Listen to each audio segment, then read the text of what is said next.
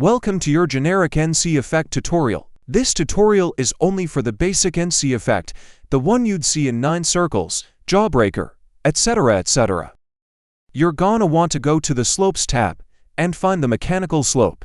It's what every NC level at the time used. You're gonna want to start outlining whatever gameplay you made with that object. Something I recommend is changing the color of the slope to black so the lines aren't visible during gameplay.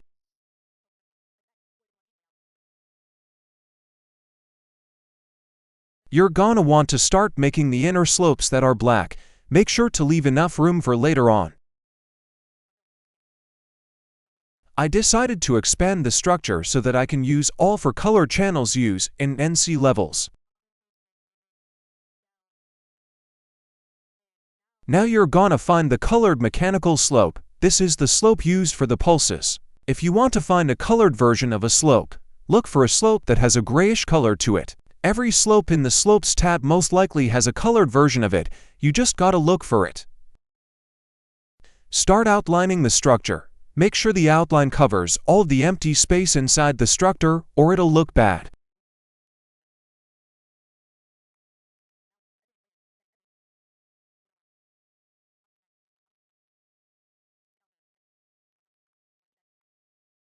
A neat tip is to turn off Show Ground in the Edit or Pause menu and then select every slope below ground and delete it. This helps if you're looking to optimize your level. Go back to the Edit or Pause menu and turn on Select Filter. Then select a colorable slope. After selecting a colorable slope, go to the Delete menu and select Custom. You can now only select that object until you turn Select Filter off. Select the first layer of colorable slopes.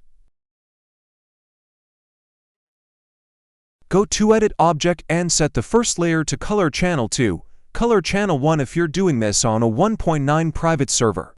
I do not recommend using more than 5 to 6 color channels with the classic 1.9 effect, but if you're doing something more modern I'd recommend about 10 to 12 channels. Select the second layer and make it Color Channel 3, Color Channel 2 on a 1.9 private server. Repeat everything I said previously with the next layers.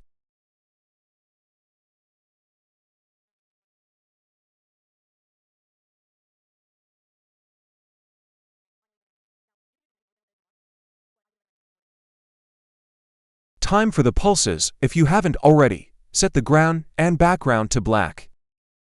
Go to the Trigger tab and place a pulse trigger. Set the channel ID to 2.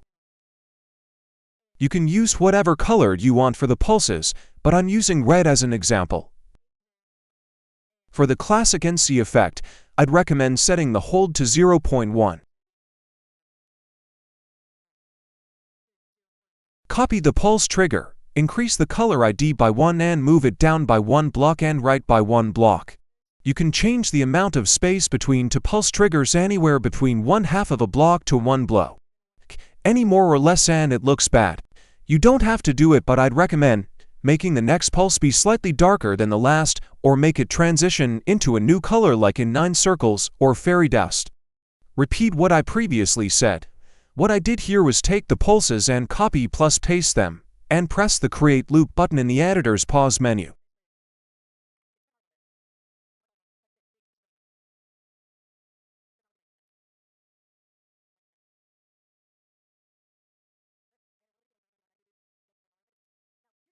Now I'm going to show you what you shouldn't do and why. Setting the pulse trigger to hold and fade out for a certain amount of time looks bad if the hold duration is over 0.2.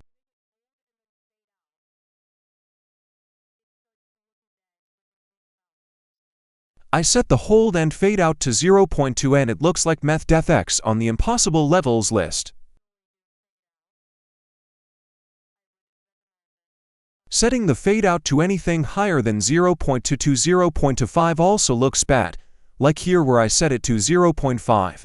I also don't recommend setting the fade out to 0.1 like with what I did here, as it makes the structures less visible unless you add a background pulse.